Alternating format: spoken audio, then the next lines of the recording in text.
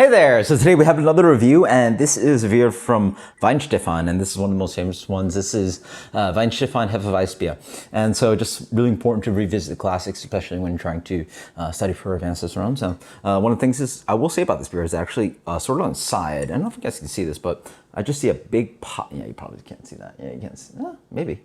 I just see a big pocket of yeast and everything, and all the good stuff sort of chilling on the side of the bottle, because I stored it on its side, logically. If it's on the bottom, I would recommend doing this. I've noticed that I can see the bottom clearing a lot better when I do one of these. So with the side, I'm probably gonna do one of these. And that's how I'm gonna try to rouse up and clear the yeast, proteins and everything into the glass, into the glass. Cicerone generally recommends that you sort of pour it out and then leave it for the guests to decide if they want the bottom of the beer. I want it all. So I'll take full on haze, I'll take everything. And in the end, I'm probably not gonna get it all. You know, rolling this around is quite vigorous. And actually, I probably will get it all. And we're just rolling to just have like the part that doesn't touch beer contact, and the beer sort of helps wipe it off the bottle. And now I actually have full contact. I will say this bottle has been probably agitated a little bit, and one of the things you have to worry about is that Hefeweizens are actually very high in their carbonation. They're somewhere around, I think, like general beers around 2.5 volumes of CO2. We're talking with Hefeweizen anywhere from 3.5 to maybe almost up to 4. I think my range a little off, but thankfully this bottle was nice and cold. I didn't have any issues with that, and I don't have a proper Weissbier glass. But we're gonna pour a little hard on this one. Just let it build this beautiful head, right?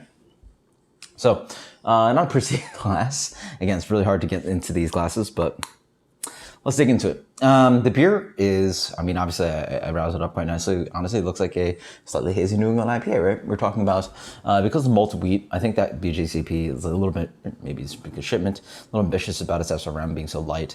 This beer, to me, comes off as like light to medium gold versus like light gold. Yeah, I think that actually is in the range. So it really looks like a glowing New England IPA. Beer is medium to medium plus. Yeah, medium to medium plus hazy. Yeah, definitely can see your shadow through it, so medium hazy. Fluffy white head, I mean, that won't, it just persists, and it's crazy. So, I mean,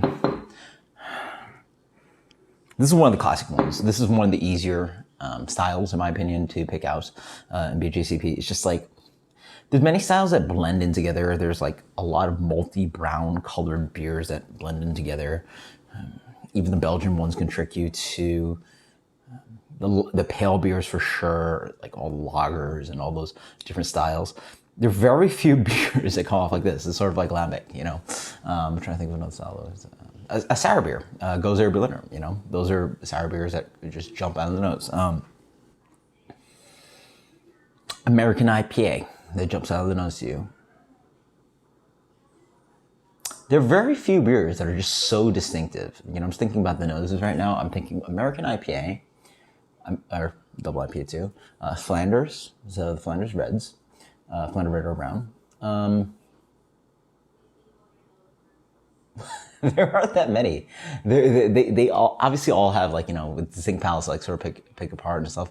But I just feel like even compared to Belgian wit beer, which you actually can be tricked at, that is actually a trick. You can be tricked with wit beer on this one, but it's just so distinct, and it's that phenolic, you know. And Weihenstephaner's obviously a little bit different for everyone, but this to me is just like sweet breadiness. It's got that kind of like almost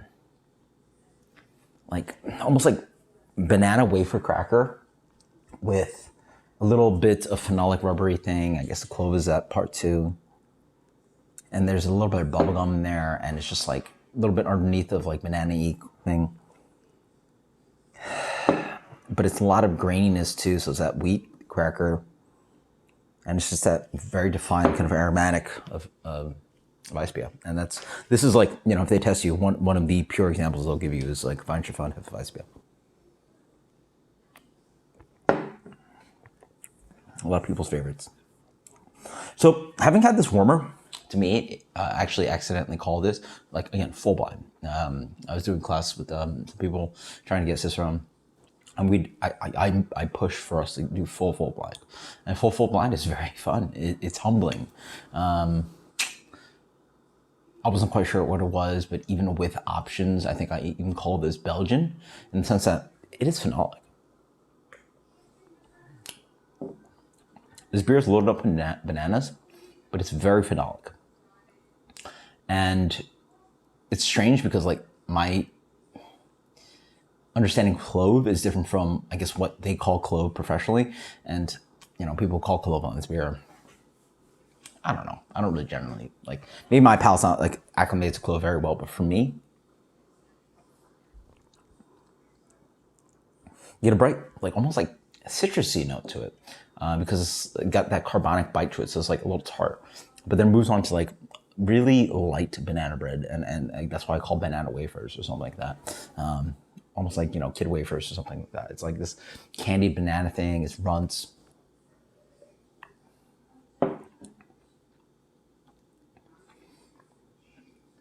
There's a strange note of like orange or not orange concentrate, like just orange pulp to it too.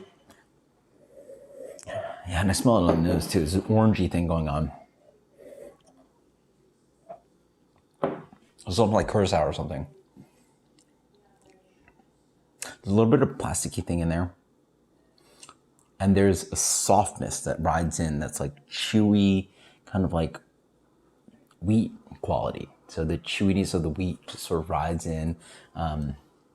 It's got soft breadiness, soft white breading, soft like artisanal breadiness. And bubblegum. Bubblegum comes in as well. And then, I mean, you probably call clove on there. There's definitely a spiciness. And the spiciness is, a little confusing, you know. Call them off German or non-German. Or Belgian.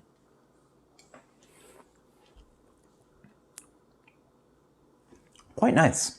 Quite nice, yeah. Easy drinker. You know, I've definitely had like some of these in my past time where it's just like an easy drinker. I've definitely been to one of my favorite craft beer bars in Long Island where, like, you know, it's just time to not drink like something weird and hazy or weird and hoppy, weird and dark.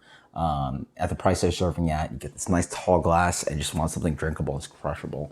You just want to crush it. And again, this is one of those styles that I actually don't gravitate towards, but with time, with proper service, very tasty beer. As you drink it more, I think the fruity qualities end up like dying down a little bit. It is somewhat banana-y, somewhat orangey, which is strange. I'm not quite sure where the banana comes from. The orange comes from, but it's nice and dry. The phenols are decently light, as long as you keep it cold. I think that's the issue. If you get a little warmer, you get a little bit more intense phenols on this one.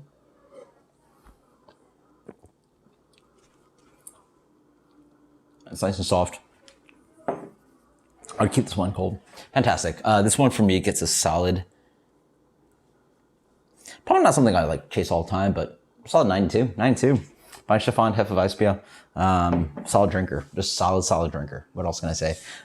Sorry for the long review. Sort of just like thinking through the beer and sort of like picking out like what I need to learn about the beer, because like this is something you need to remember.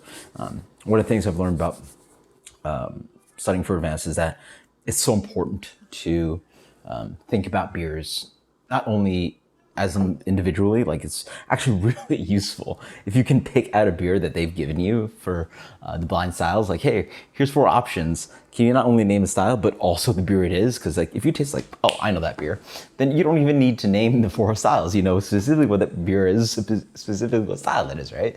And so I've done that a few times with our tests, and it's been quite fun because, like, you know, just get to be familiar with styles and super fun. So until next time, guys, cheers. 92 for me. Cheers. Later.